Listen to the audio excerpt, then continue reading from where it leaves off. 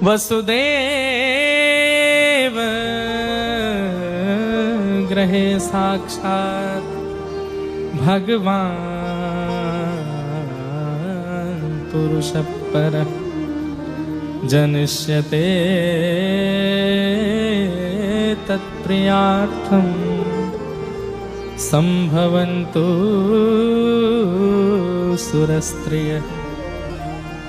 भगवान ने आकाशवाणी करते हुए पृथ्वी को आज्ञा दी थी, क्योंकि पृथ्वी बहुत व्याकुल थी। क्यों? इतने राक्षस, इतने दुष्ट इस पृथ्वी का भार बढ़ा रहे थे। तब पृथ्वी ने याचना करते हुए कहा, नाथ मुझे पाप मुक्त कब करेंगे? अच्छा एक बात बोलूं बंधुओं, समझने योग्य बात है, ध्यान से सुनिएगा। पृथ्वी को सबसे ज्यादा भार कौन से व्यक्ति का लगता है बताओ? स्थूल व्यक्ति का। लेकिन हम लोगों की भाषा तो ऐसी है, बॉडी शेमिंग करने में तो हम लोग बहुत आगे। जैसे ही दिख जाए कोई बढ़िया, कोई बड़े शरीर का व्यक्ति चल रहा हो, क्या कहते हो? देखो पृथ्वी का भार घूम रहा है, देखो हाथी घूम रहे हैं।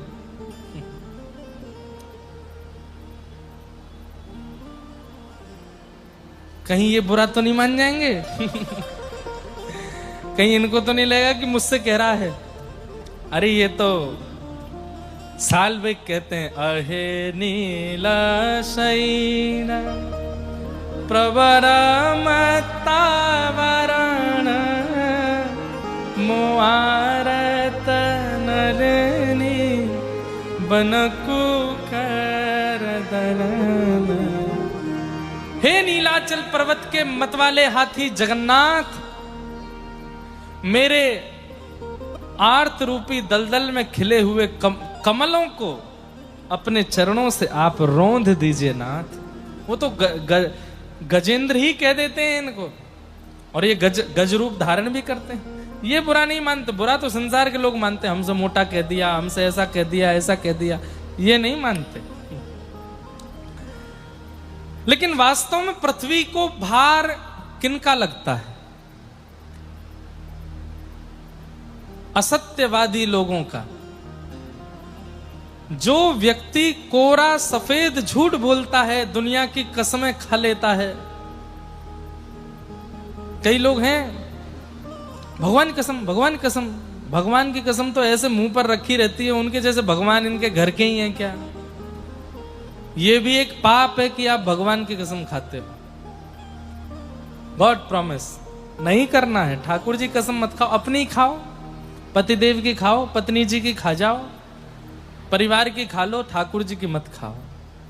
ठाकुर जी की कसम नहीं खानी चाहिए, अपराध है, पाप है। अब मैंने कभी देखा तो नहीं, लेकिन सुना है कि कोर्ट में गीता जी पर हाथ रख के सौगंध दिलाते हैं, मैं जो कहूंगा सत्य कहूंगा, सत्य के सिवा कुछ नहीं कहूंगा। ऐसा हमने टीवी सीरियल और उसमें तो देखा है। पर वहां पर भी अगर वो अपराधी झूठ बोलता है तो यहां तो दंड उसको मिलना ही है, लेकिन उसके बाद में यमलोक में जो उसका दंड निश्चित होता है भगवान की कसम खाने के लिए, बहुत गलत है। तो सबसे ज्यादा भार पृथ्वी को लगता है असत्यवादी लोगों का। और इसका एक प्रसंग आता है जयदेव महाप्रभु का। जयदेव महाप्रभु जब बहुत ख्याति प्राप्त हो गए थे, गीत गोविंद चारों दिशाओं में खूब आनंद से ख्याति प्राप्त कर चुका था, तो कई दुश्मन भी हो गए। एक बार जयदेव महाप्रभु अपने किसी शिष्य के यहां से आ रहे थे, सोने की कुछ मोहर आपके पास रखी थी, तो मार्ग में कुछ लोगों ने रात्रि में इनको रोक लिया और रोक करके इनका सब धन आदि छीन लिया। तब जयदेव महाप्रभु तो वैष्णव है, उन्होंने अपने आप ही दे दिया, बोले ये भी ले जाओ, ये भी ले जाओ। तो उन चोर डकैतों ने मन में विचार किया कि ये अपने आप सारी सामग्री दे रहे हैं, कहीं ऐसा तो नहीं ये इतने विश्वास में है, ये इतना प्रसन्न है, ये डर नहीं रहा है, कहीं ऐसा तो नहीं ये राजा का कोई संबंधी है, हमको सब सामग्री देने के बाद और हम इसको छोड़ जाएंगे तो ये राजा से जाके शिकायत करके हमको बंदी बनवा दे। इतना निर्भीक कोई कैसे हो सकता है? और ये बात जान करके उन लोगों ने महाप्रभु जी के हाथ काट दिए और उनको एक कुएं में फेंक दिया। वे सब तो वहां से चले गए सारा धन लूट करके, और श्री जयदेव महाप्रभु कुआं में पड़े पड़े गीत गोविंद गा रहे थे। धीर समीरे यमुना तीरे बसती बने। बंधुओं, मैंने हर जगह कहा है, गीत गोविंद का पाठ प्रारंभ कर दीजिए। महाप्रभु जगन्नाथ जी को इतना पसंद है। श्री नाभा जी कहते हैं, ता सुनवे राधा रमण अवश्य पधारे। जब भी कोई गीत गोविंद गाता है तो ठाकुर जी मंदिर छोड़ के एक क्षण के लिए सामने आ जाते हैं और आकर के सुनते हैं। इतना प्रिय है ठाकुर जी को। रोज रात्रि में इतना बड़ा प्रेमी आपने दुनिया में नहीं देखा होगा। आपने प्रसन्न होकर के मुझे सोने की कोई सामग्री दी, आपने प्रसन्न होकर चांदी का मेरा चित्र बना के दिया, आपने प्रसन्न होकर के डायमंड की कुछ सामग्री मुझे दी, चश्मा दिया, जूते दिए। कितने दिन में उनको अपने पास रखूंगा? 1 दिन, 2 दिन, 4 दिन, 10 दिन, 1 साल, 2 साल, 15 साल, 20 साल। जयदेव महाप्रभु को पृथ्वी पर आए 1000-1500 वर्ष हो गया। गीत गोविंद की रचना 1000-1500 वर्ष पहले हुई और यहीं पास में ही जन्मस्थली है उनकी। मुझे बताया गया कटक के पास ही है। आज तक जगन्नाथ महाप्रभु गीत गोविंद को हृदय से लगा के, अरे 1500 वर्ष पुराना प्रेम है महाप्रभु जगन्नाथ का। हम सबका प्रेम घटता है पर ठाकुर जी का प्रेम बढ़ता। आज भी गीत गोविंद ही हृदय से लगा के सोते हैं। कौन ऐसा प्रेमी हो सकता है? तो जयदेव महाप्रभु को जब वे डाल गए हाथ काट के, तो आप भीतर पड़े पड़े गीत गोविंद गा रहे थे। तभी एक राजा वहां से निकला। वो राजा गीत गोविंद पढ़ता था। उसने जब गीत गोविंद की शब्दावली सुनी, वो जानता नहीं था जयदेव महाप्रभु कौन है। उसने भीतर देखा तो रक्त मंडित हैं, हाथ कटे हुए हैं। महाप्रभु जी को बाहर निकाला, अपने राज्य में लेके गया, मल्लम पट्टी कराई और अपना राजगुरु बना दिया। उसे पता चला कि ये जयदेव महाप्रभु हैं, तो और प्रसन्न हो गया। मैं तो नित्य गीत गोविंद का पाठ करता हूं, अब आप मेरे राज्य में ही रहिए, आज्ञा कीजिए मैं क्या करूं। तब जयदेव महाप्रभु ने आज्ञा की कि तुम ब्राह्मणों के लिए रोज कुछ दान किया करो। क्या दान करूं? बोले जो मांगे सो दान करो। ब्राह्मण का स्वभाव है, वो ज्यादा नहीं मांगेगा, जितने में सब हो जाए उतना ही मांगेगा। तो राजा ने नियम स्वीकार कर लिया, ब्राह्मणों को मुंह मांगा दान देने लगा। तो एक दिन उन्हीं लुटेरों ने, जिन्होंने महाप्रभु जी के साथ दुष्कर्म किया, हाथ काट दिए, वे ब्राह्मण का रूप धारण करके आ गए और जैसे ही राजभवन में प्रवेश किया, राजा के बगल में बैठे जयदेव महाप्रभु को देख के वे सब चौंक, अरे ये तो वही हैं जिनके हमने हाथ काटे थे। उल्टा वापस जाने लगे तो जयदेव महाप्रभु बोले, अरे राजन देखो तो आज हमारे गुरु भाई आए हैं, स्वागत करो इनका। राजा ने कहा, अरे आप हमारे गुरु जी के गुरु भाई हैं, स्वागत, हम आइए। माला पहनाई, तिलक किया। वे तो कांप रहे थे, बोले कि अब हमारे साथ बहुत बुरा होने वाला है। जयदेव महाप्रभु ने कहा, ये जो मांगे उससे दुगुना देना, और दुगुना दुगुना करके राजा ने दिया। बहुत सम्मान किया, खूब प्रसाद पवाया। जयदेव महाप्रभु बुरा करने वाले के साथ भी अच्छा किया उन्होंने। जैसे ही सब सामान लेके लौटने लगे, इतना सामान था कि राजा ने अपने कुछ सेवक भेज दिए, तुम जाओ इनको छोड़ के आओ। तो थोड़ी दूर जाने पर उन सेवकों ने इन चोरों से पूछा कि ये हमारे राजगुरु जो हैं, ये आपके बचपन के सखा हैं? तो वे चोर लोग कहने लगे, हाँ हमारे सखा हैं।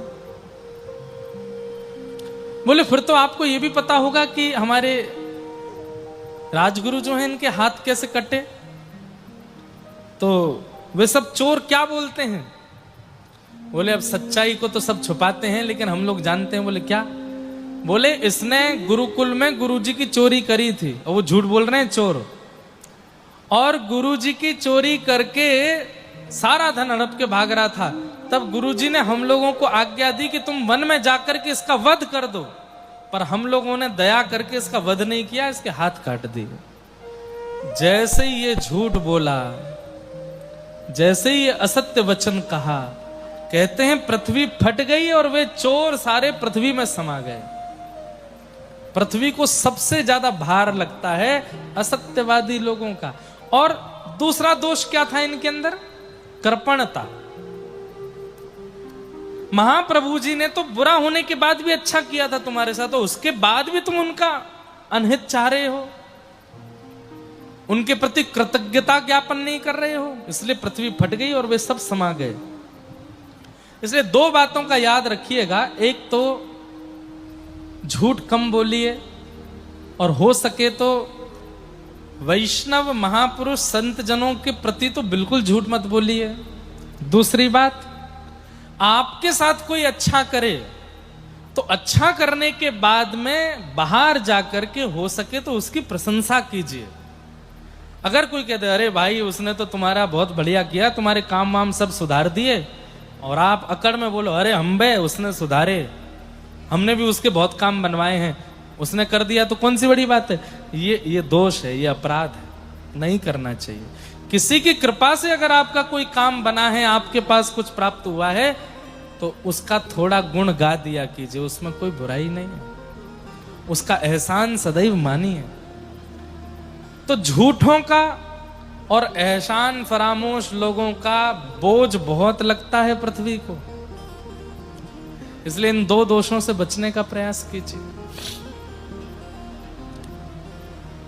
पृथ्वी जब भार युक्त हो गई तो ठाकुर जी के सामने रोने लगी। तब ठाकुर जी ने आज्ञा की, वसुदेव ग्रहे साक्षात भगवान पुरुष परः, मैं वसुदेव जी के यहां लाला बन करके आऊंगा और तब तुम्हारे भार को हल्का करूंगा।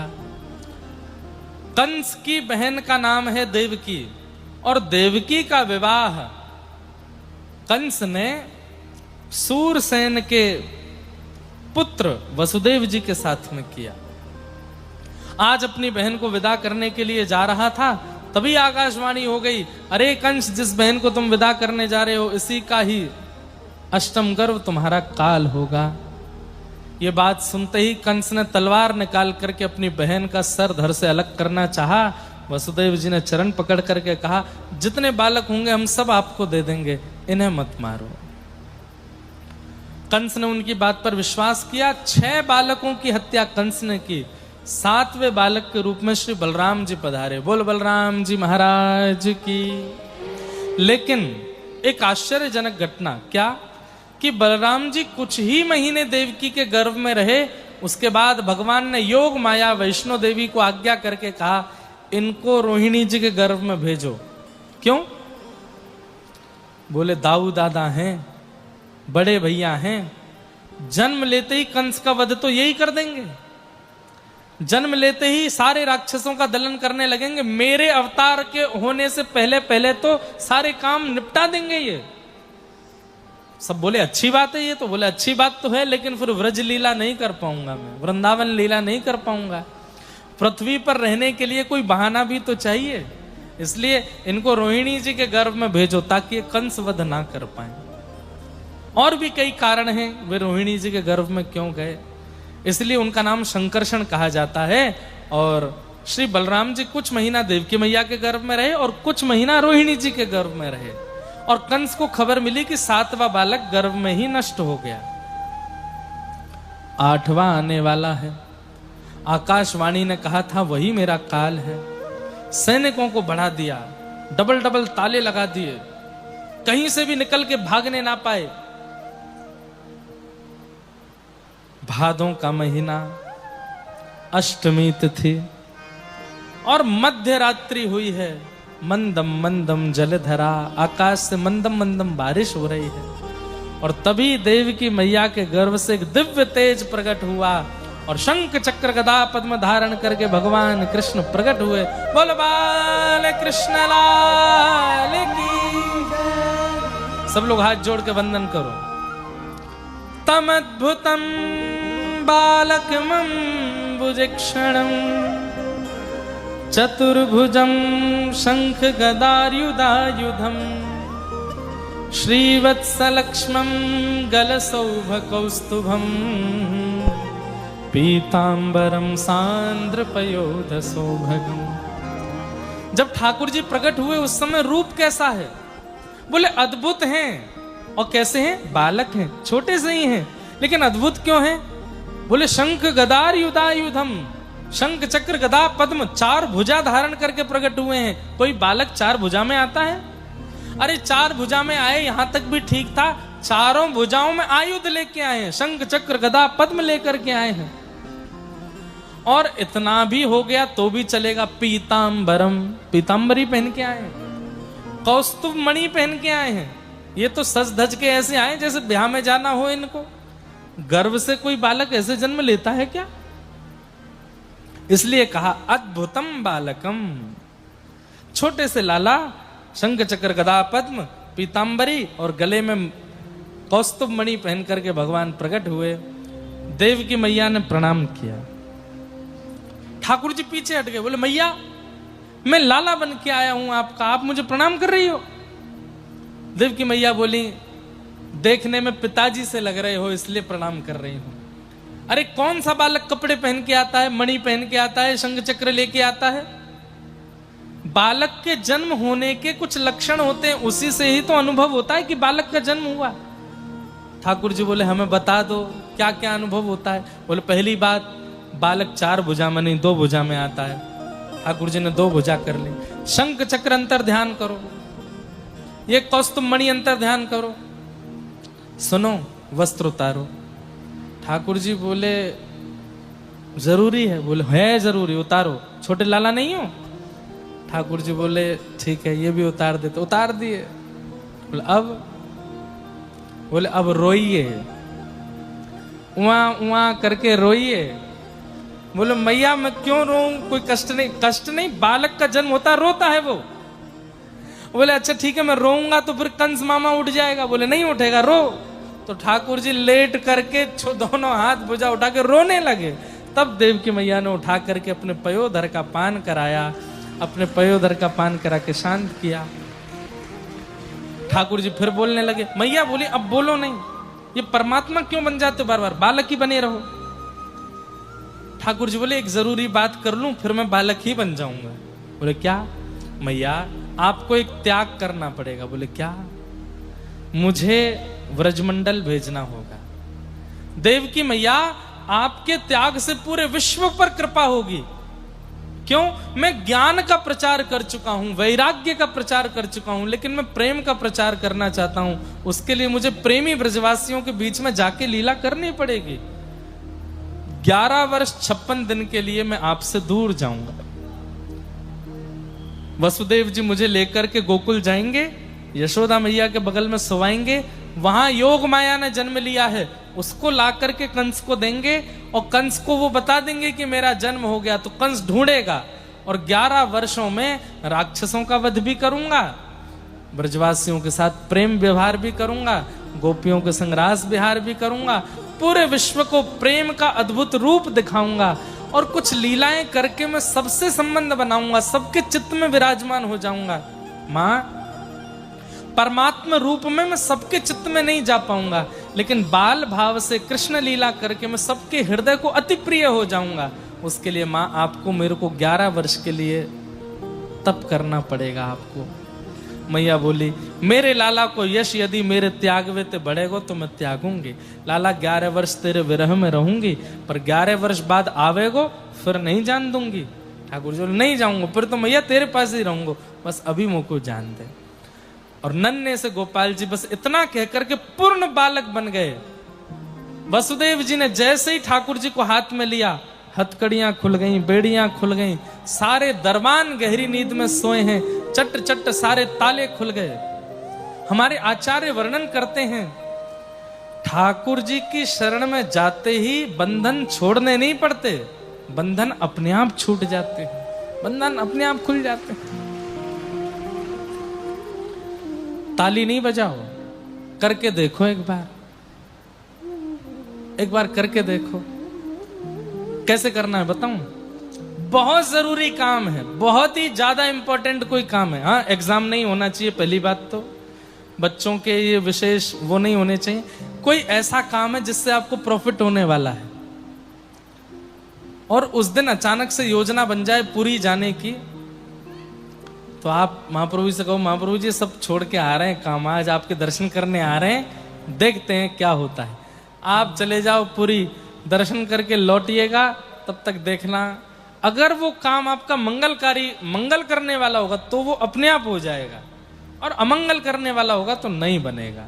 ठाकुर जी अपने आप संभाल लेते हैं, सारे बंधन अपने आप छूट जाते हैं, अपने आप बंध जाते हैं, सब ठाकुर जी की शरण से मंगल हो जाता है। आहा, सारे बंधन टूट गए और श्री वसुदेव जी महाराज लाला को लेकर के गोकुल जा रहे हैं। यमुना जी में बाढ़ आई, जैसे ही प्रवेश किया यमुना जी ने मार्ग दे दिया, ठाकुर जी गोकुल पहुंचे, यशोदा मैया के बगल में सुवायो, लाली को ला करके कंस को दियो। लाली के आते ही हथकड़ियां भी लग गई, बेड़ियां भी लग गई, सारे दरबान उठ गए। बोले कौन है वो? बोले माया। माया का जितना आश्रय लोगे बंधन अपने आप पकड़ेंगे, और ठाकुर जी का आश्रय लेते ही बंधन छोड़ देते हैं। कंस ने आकर के उस बालिका को जैसे ही पृथ्वी पर पटका, अष्टभुजी देवी भद्रकाली के रूप में प्रकट हो गई और आज्ञा कर दी, मुझ जैसे निरपराध बालकों को मारता है, तेरे शत्रु कृष्ण ने तो, परमात्मा कृष्ण ने तो जन्म ले लिया। कहां जन्म लिया है? एग्जैक्ट एड्रेस बता दो। बोले यत्र त्वबा। ये नहीं बताऊंगी कहां लिया है, पर 84 कोस ब्रजमंडल के अंदर ही कहीं लिया है। अब तो ढूंढता रहे, और सुन, वो तेरा वध करेगा करेगा करेगा। ऐसा कहकर के योग माया अंतर ध्यान हो गई। कंस बहुत चिंता में आ गया, राक्षसों की सारी फौज बुला ली मथुरा में। अब कंस को यहां आप मीटिंग करने दो, हम लोग दोबारा वहीं चलते हैं जहां कल शाम को थे। व्रजमंडल में अलग ही आनंद की लहर घूम रही है। क्यों? सबको लग रहे है कि नंद रानी के लाला होए गो। अभी भयो नहीं है, ये तो रात में कब कब में अदला बदली करके कोई को पता ही नहीं चली। आज अष्टमी के नौमी का दिन है, प्रातः काल का समय, अष्टमी की रात्रि को ठाकुर जी जन्मे हैं, नौमी का दिन आ गया है। और सुबह सुबह सूर्य जब प्रकट हो गए तो नंदा सुनंदा दो बहन हैं नंद बाबा की, ये 6 महीना से वही हैं, ब्रजमंडल में सेवा कर रही हैं भाभी माँ की। आज नंदा सुनंदा जैसे ही गई और नंद भवन के भीतर जाकर के देखो, यशोदा मैया के बगल में नीलमणि जैसो लाला सोयो भयो है। आहा, पहले तो पता ही नहीं चली कि लाला है कि लाली।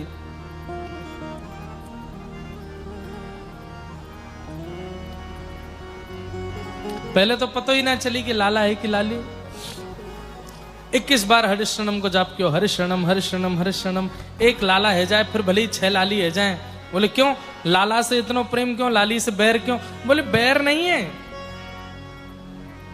लाला होएगो तो हम भुआ हैं, हमारी बात मानेगो, हमारे चरण में प्रणाम करेगो। हम जब जब अपने ससुराल ते आमेंगी, हमारो सामान लेके ढोवेगो। अब लाली से ये सब काम थोड़ी करामेंगी, और अपराध करेगो तो एक दंड भी देंगी, भुआ को पूरा अधिकार निभावेंगे। एक लाला तो होना चाहिए। 9 लाख गैया हैं, अब लाली गैया चराती अच्छी थोड़ी लगेगी, ये तो लाला को चरानी पड़ेंगी। हमारे यहाँ इतने संत वैष्णव भक्तजन आमे, उनकी सेवा प्रणाम करनो, लाली से थोड़ी सब काम करवाएंगे, तो लाला करेगो। या हमारे एक लाला होना चाहिए। 21 बार हरिशरणम को जाप क्यों, हरिशरणम हरिशरणम हरिशरणम। और यशोदा मैया के बगल में पौड़े भये लाला के ऊपर से जैसे ही चदरिया हटाई महाराज, है गया है गया है गया है गया है गया है गया है गया। जैसे आपके यहाँ बोले हो गया, हमारी ब्रज भाषा में क्या में है गयो। बोलो एक बार। उड़िया में कैसे बोलते हैं? है गया, है गया, है गोला। अगर ये बोलती नंदा सुनंदा तो कैसी लगती? है गोला है गोला है गोला है गोला। अब तो महाराज एक दूसरे को मोहबंद कियो, हल्ला मत करे। सबसे पहले ये खबर तो नंद बाबा को जाए के बताएंगी। अब तो नंदा सुनंदा निकली हैं महाराज नंद भवन से, और पूरे वृंदावन में हल्ला करती जा रही है गया है गया है गया है गया। सब पूछ रहे हैं कहाँ भयो, पूछो। है गयो। अरे आप सबन की कृपा सो, यमुना जी की कृपा सो, ब्रजवासीन की कृपा सो, बलभद्र जी की कृपा सो, नंद बाबा के घर नीलमणि जैसो लाला भयो है, बधाई हो। आहा, ये खबर जैसे ही सुनी, नीलमणि जैसो लाला। ठाकुर जी का जब तक नामकरण नहीं हुआ तब तक इनका नाम नीलमणि ही है। ये नीले नीले मणि जैसे हैं।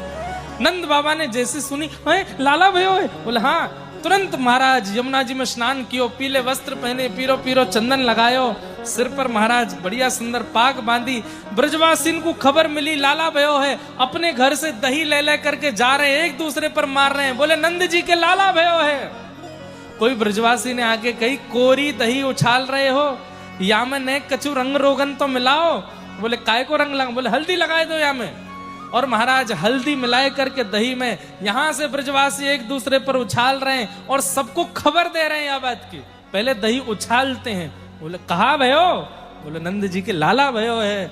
तो वो भी दौड़ के जावे, वो अपने घर से दही लेके आवे, वहां में बढ़िया हल्दी मिलावे और वो दूसरे इन पर उछाले। कहा भयो, बोले नंद जी के लाला भयो है। ऐसे करते करते व्रजमंडल में दही का समुद्र प्रकट हो गया और सब ब्रजवासी उछल उछल करके नाच रहे हैं, गा रहे हैं, उत्सव मना रहे हैं। हो व्रज में, हो व्रज में, हो व्रज में है जय जयकार नंद घर लाला जायो है।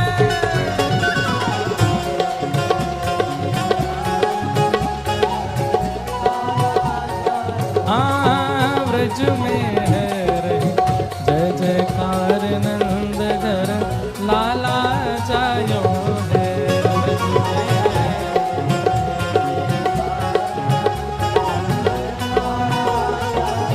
भैया कटक वालों का सौभाग्य है, दो दो नंदोत्सव मना रहे हैं आप लोग। कल भी मनाए हो, आज भी मना रहे हैं।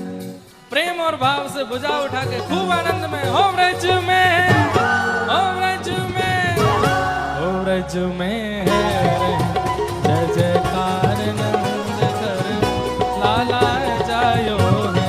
व्रज में है जय जयकार नंद घर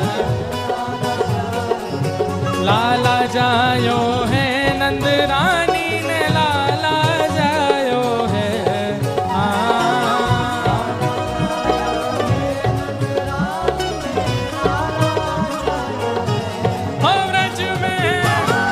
ऐसे नहीं होगा, जितनी ऊर्जा है उतना ऊपर उछलना पड़ेगा, भुजा उठा के। हो व्रज में, हो व्रज में, हो व्रज में है रही जय जयकार न